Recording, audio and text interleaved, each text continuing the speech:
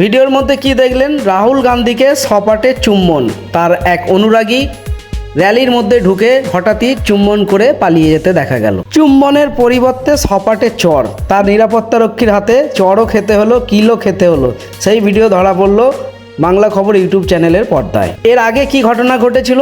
এক মহিলা অনুরাগী রাহুল গান্ধীকে তার র্যালির মধ্যে ঢুকে চুম্বন করে চলে যায়। এখন ঠিক তার উল্টো, এক যুবককে দেখা গেল সেই র্যালির মধ্যে ঢুকে চুম্বন করে চলে যেতে। সামনে বিহারের নির্বাচন, তাই দিকে দিকে তিনি বিহারে চারিদিকে ভোটাধিকার যাত্রা শুরু করেছেন। সেই ভোটাধিকার যাত্রার মাঝপথে দেখা গেল এক যুবককে চুম্বন করে চলে যেতে, যেখানে একটা নিরাপত্তার প্রশ্ন ওঠে। এত বড় একটা রাজনৈতিক নেতা, বিরোধী দলনেতা, তার সভাতে এই রকম একটা আচরণ সত্যি একটা চিন্তার বিষয়। সবথেকে বড় কথা, তিনি গান্ধী পরিবারের একজন সদস্য। অতীতে ঘটে যাওয়া কিছু ঘটনা আপনাদের সকলেরই জানা। এই রকম একটা নিরাপত্তা বলায় কাম্য নয়, আরও নিরাপত্তা বলায় কঠিন হওয়া দরকার ছিল। এই ঘটনায় তেজস্বী যাদব উৎসাহিত হয়েছেন। সোশ্যাল মিডিয়া প্ল্যাটফর্মে তিনি অনেক পোস্টও করেছেন। এই র্যালি শেষে রাহুল গান্ধী কি বক্তব্য দিলেন শোনাবো আপনাদের। চোখ রাখুন বাংলা খবর ইউটিউব চ্যানেলে। यात्रा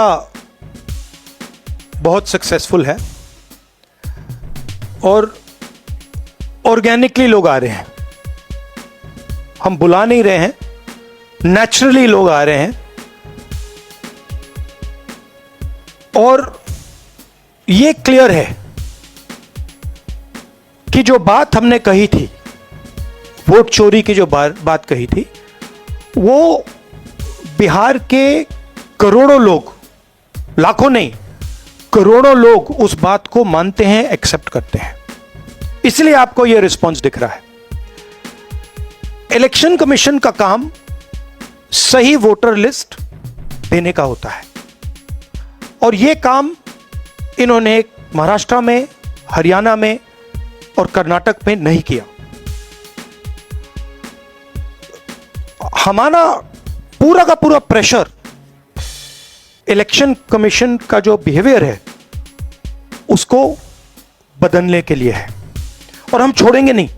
जैसे मैंने कहा है, बिहार में हम आपको इलेक्शन चोरी नहीं होने देंगे। आप कुछ भी कर लो, आपने महाराष्ट्र का चोरी किया, आपने हरियाणा का किया, कर्नाटक में हमने साफ दिखाया कि वोट चोरी हुआ है, यहां हम नहीं करने देंगे। Thank you. धन्यवाद राहुल जी। एएनआई से Ajit Jha.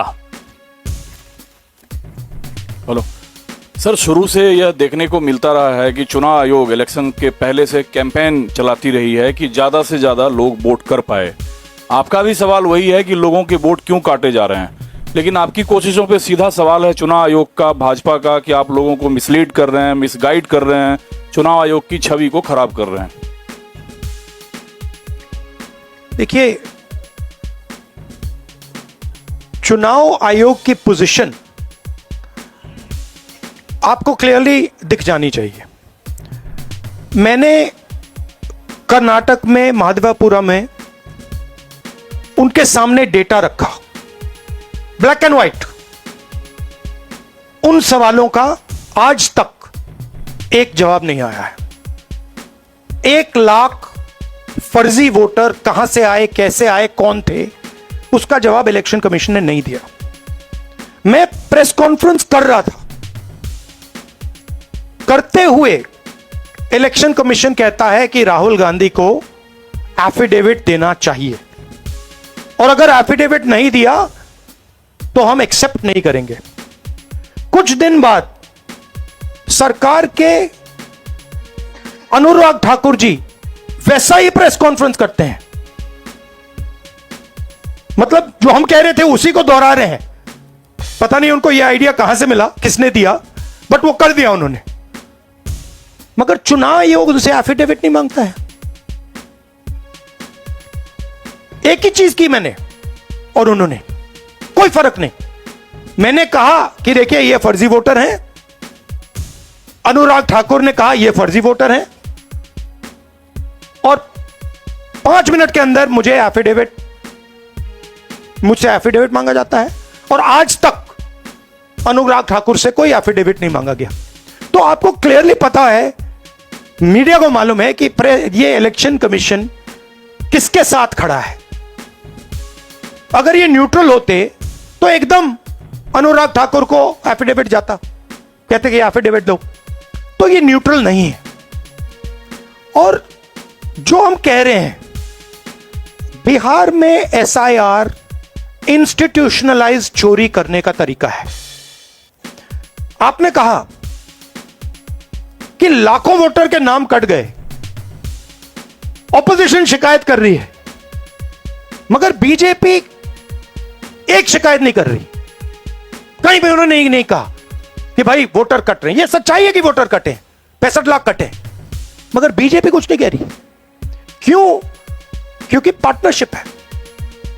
Election commission, election commissioner और बीजेपी के बीच में पार्टनरशिप है।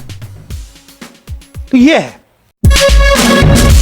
আপনারা দেখছেন বাংলা খবর ইউটিউব চ্যানেল।